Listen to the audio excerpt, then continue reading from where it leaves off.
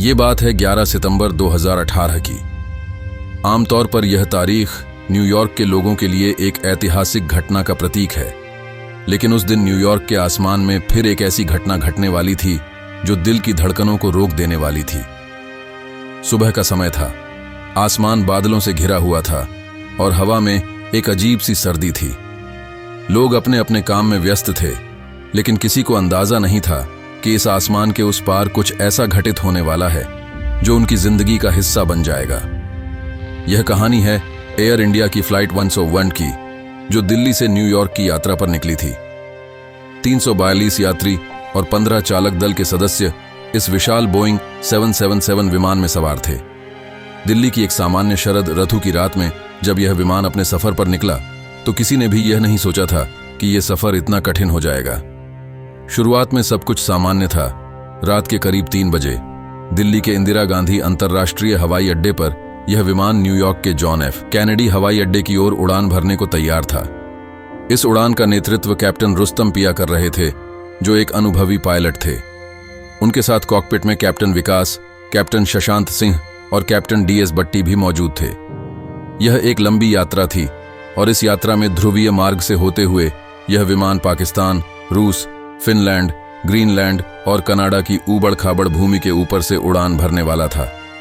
दिल्ली में रात के अंधेरे में यह विशाल विमान रनवे पर खड़ा था, अपनी पूरी क्षमता के साथ तैयार, यात्रियों की उम्मीदों और सपनों को लिए। जैसे ही विमान ने उड़ान भरी, यात्रियों के चेहरे पर एक संतोष था। यह उड़ान एक सामान्य अनुभव की तरह लग रही थी, जिसमें सब कुछ सामान्य ढंग से चल रहा था। लेकिन यह शांति सिर्फ थोड़ी देर के लिए थी। लगभग 40 मिनट बाद जैसे ही विमान पाकिस्तानी हवाई क्षेत्र के ऊपर पहुंचा, पायलटों की स्क्रीन पर एक चेतावनी संदेश उभरा। सिंगल सोर्स रेडियो अल्टीमीटर विफल हो गया है। रेडियो अल्टीमीटर वही उपकरण होता है जो विमान को उसकी ऊंचाई का सटीक अनुमान बताता है। यह चेतावनी सुनते ही कॉकपिट में हलचल मच गई, लेकिन यह अनुभवी पायलटों की टीम थी जिन्होंने तुरंत स्थिति को समझा और आगे बढ़ने का निर्णय लिया। उनके पास अभी 2 अन्य रेडियो अल्टीमीटर काम कर रहे थे और उन्हें विश्वास था कि वे इस समस्या का समाधान कर सकते हैं। अभी पायलट इस चेतावनी से उबर ही रहे थे कि एक और चेतावनी ने उनका ध्यान खींचा। टी-कास्ट सिस्टम फेल हो गया। टी-कास्ट यानी ट्रैफिक कॉलिजन अवॉइडेंस सिस्टम वह उपकरण होता है जो आसमान में दूसरे विमानों से टकराव से बचाने में मदद करता है। क्रूज के दौरान यह एक बैकअप प्रणाली के रूप में काम करता है, लेकिन टेकोनफ और लैंडिंग जैसे समय में जब आसमान में ट्रैफिक घना होता है, तब इसका काम बेहद महत्वपूर्ण हो जाता है। इस दोहरी विफलता ने पायलटों को थोड़ा परेशान कर दिया, लेकिन फिर भी उन्होंने एक दूसरे को भरोसा दिलाया कि सब ठीक हो जाएगा।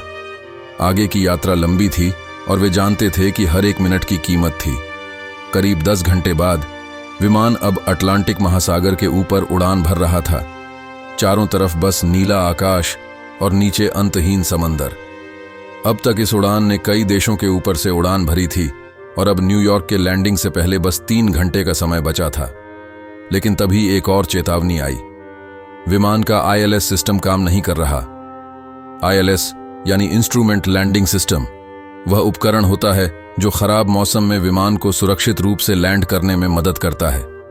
पायलटों के लिए यह एक गंभीर स्थिति थी, क्योंकि न्यूयॉर्क का मौसम बहुत खराब था। चारों तरफ घने बादल और बारिश ने मानो उनकी लैंडिंग की मुश्किलें बढ़ा दी थीं।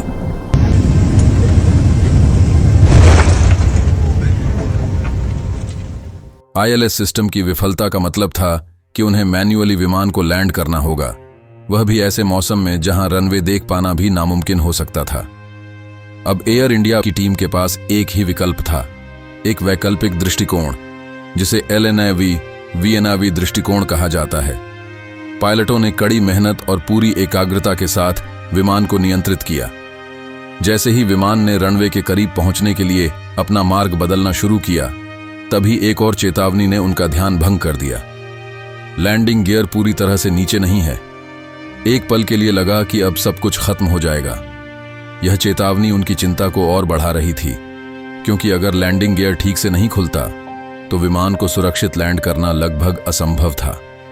लेकिन पायलटों ने अपने अनुभव और सूझबूझ से इस चेतावनी की सच्चाई का पता लगाया और पाया कि यह एक गलत अलार्म था। कॉकपिट में चारों पायलट पूरी तरह से फोकस में थे। रनवे से बस कुछ ही कदम की दूरी पर उनके पास ईंधन की कमी की वजह से सिर्फ एक आखिरी मौका था। पायलटों ने नई ताकत और आत्मविश्वास के साथ नेवार्क एयरपोर्ट की ओर जाने का निर्णय लिया। नेवार्क का मौसम भी उतना ही खराब था, लेकिन उनके पास कोई और विकल्प नहीं था। अब उन्होंने LNAV VNAV दृष्टिकोण के साथ रनवे की दिशा में विमान को उतारा। जैसे ही विमान नीचे उतरने लगा, चारों पायलटों की आंखों में तनाव और उनकी सूझबूझ की झलक साफ दिखाई दे रही थी। हर एक क्षण मानो 1 घंटे के बराबर लग रहा था। पूरी कोशिश के साथ उन्होंने विमान को नियंत्रित किया और धीरे धीरे रनवे के पास लाए।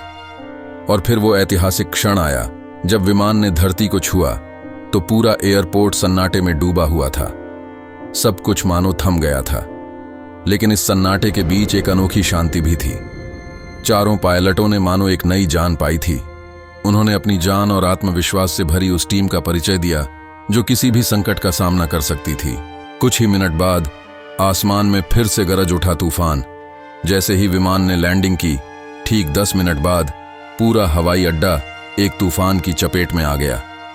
इस तूफान में उड़ान भरने का सोचना भी असंभव था।